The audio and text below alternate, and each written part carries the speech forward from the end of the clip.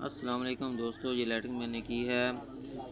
आप इसको वीडियो को देखें। अगर आपको ये अच्छी लेटरिंग लगे तो कमेंट ज़रूर कीजिएगा, लाइक भी कीजिएगा, शेयर भी कीजिएगा। अल्लाह हाफिज़।